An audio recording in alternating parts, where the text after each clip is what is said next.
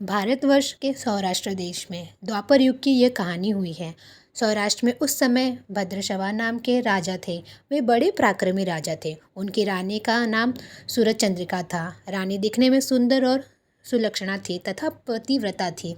उन दोनों को 7 पुत्र तथा उसके पास एक कन्या का वरदान मिला था। कन्या का नाम श्यामबाला था। एक बार महालक्ष्मी जी के मन में आया कि जाकर उस राजा के राजप्रसाद में रहें। इससे राजा को दुगनी धन दौलत की प्राप्ति होगी और वह इस धन दौलत से अपनी प्रजा को और सुख दे पाएगा। गरीब के घर अगर रहे और उसे धन दौलत प्राप्त हो तो वह स्वार्थी की तरह केवल अपने ऊपर ही खर्च करेगा। ये सोचकर श्री महालक्ष्मी जी ने बूढ़ी ब्राह्मण स्त्री का रूप धारण किया। हाथ में लाठी लिए सहारे रानी के द्वार पहुंची। यद्यपि उन्होंने बूढ़ी औरत का रूप धारण किया था पर उनके चेहरे पर देवी का तेज था। उन्हें देखते ही एक दासी सामने आई। उसने उनका नाम धाम काम धर्म पूछ डाला। वृद्ध ब्राह्मण का रूप धारित माता लक्ष्मी ने कहा, बालिके मेरा नाम कमला है, मेरे पति का नाम भुवनेश है, हम द्वारका में रहते हैं। तुम्हारी रानी पिछले जन्म में एक वैश्य की पत्नी थी। वो वैश्य गरीब था। दरिद्र के कारण हर रोज घर में झगड़े होते थे तथा उसका पति रोज उसे मारता था।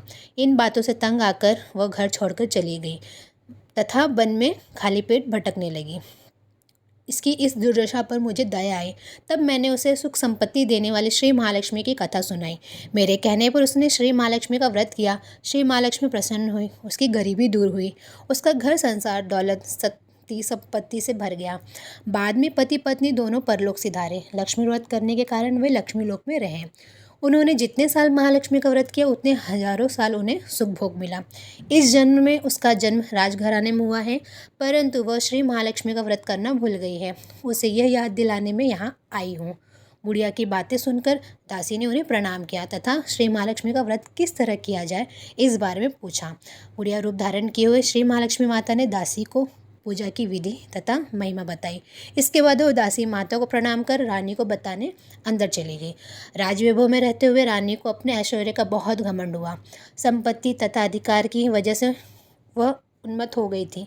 दासी द्वारा बताई गई बुढ़िया की बातें सुनकर वो आग बबूला होकर राजद्वार पर बुढ़िया रूपी महालक्ष्मी पर बरस पड़ी।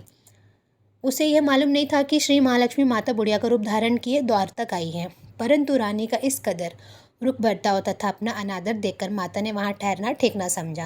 वे वहाँ से चल पड़ी। राह में उन्हें राजकुमारी श्यामबाला मिली। उन्होंने श्यामबाला को सारी बात बताई। श्यामबाला ने अपनी ओर से श्री महालक्ष्मी माता से क्षमा मांगी।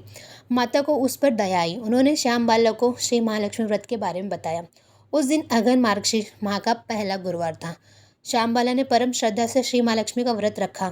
फलस्वरूप राजा सिद्धेश्वर के सुपुत्र मालाधर से उसका विवाह हुआ। वह धन दौलत ऐश्वर्य वैभव से मालामाल हो गई। पति के साथ ससुराल में आनंद से दिन बिताने लगी। इधर श्री महालक्ष्मी का रानी पर प्रकोप हुआ। फलस्वरूप राजा भद्रशवा का राज्य एवं राज कारोबार नष्ट हो गया। यहाँ तक कि खाने के लाले पड़ गए। ऐसी हालत में एक दिन रानी ने राजा से निवेदन किया, हमारा दामाद इतना बड़ा राजा है, धनवान है, ऐश्वर्यशाली है, क्यों न उसके पास जाएं, अपना हाल उसे बताएं, वह जरूर हमारी मदद करेगा। इस बात पर राजा भद्रशवा दामाद के पास रवाना हुए। राज में पहुंचकर एक तालाब के किनारे थोड़ी देर विश्राम लेने के लिए ठहरे।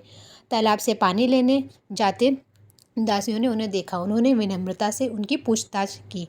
जब उन्हें मालूम हुआ कि वे रानी श्यामबाला के पिता हैं तो दौड़ते हुए जाकर उन्होंने रानी को सारी बात बताई। रानी ने दासी के राज परिधान भेजकर बड़े ठाट से उनका स्वागत तथा आदर सत्कार किया, खान पान कराया। जब वे लौटने लगे तो सोने की मोहरे से भरा घड़ा दिया। राजा भद्रशवा जब वापस लौटे तो उन्हें देखकर रानी सूरज चंद्रिका खुश हुई। उन्होंने सोने के मोहरे से भरे घड़े और मुंह खोल पर हाय भगवान, घड़े में धन के बदले कोयले मिले। ये सब श्री महालक्ष्मी के प्रकोप से हुआ। इस प्रकार दुर्दशा में और कई दिन बीत गए। इस बार रानी स्वयं अपनी कन्या के पास गई। वो दिन अगहन माह का अंतिम गुरुवार था। श्यामबाला ने श्री महालक्ष्मी का व्रत किया, पूजा की, अपनी माता से भी व्रत करवाया। इसके बाद रानी अपने घर आई।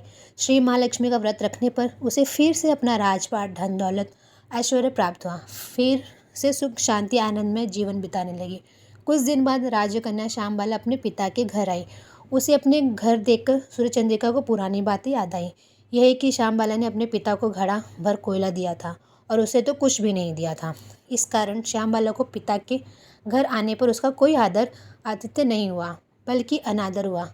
पर उसने इस बात का बुरा नहीं माना। अपने घर लौटते समय उसने पिता के घर से थोड़ा नमक ले लिया। अपने घर पर लौटने के बाद पति ने उससे पूछा, अपने मायके से क्या लाई हो? इस पर उसने जवाब दिया, वहाँ का सार लाई हूँ। पति ने पूछा, इसका मतलब क्या हुआ? श्यामबाला ने कहा, थोड़ा धीरज रखिए, सब मालूम हो जाएगा। उस दिन श्यामबाला ने सारा भोजन नमक डाले बिना बनाया और परोसा। पति ने खाना चखा। सारा खाना नमक बिना था, इसलिए स्वाद न आया।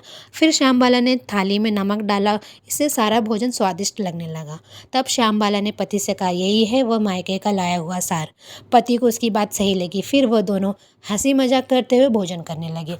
कहा गया है कि इस तरह जो कोई श्रद्धा भाव से महालक्ष्मी की पूजा करे, उसे माता की कृपा प्राप्त होती है, सुख संपत्ति शांति प्राप्त होती है, सभी मनोकामनाएं पूरी होती है। परंतु यह सब प्राप्त होने पर माता की पूजा को भूलना नहीं चाहिए। हर गुरुवार को व्रत पाठ अवश्य करना चाहिए। इस तरह श्री महालक्ष्मी की महिमा भक्तों की मनोकामना पूरी करती है।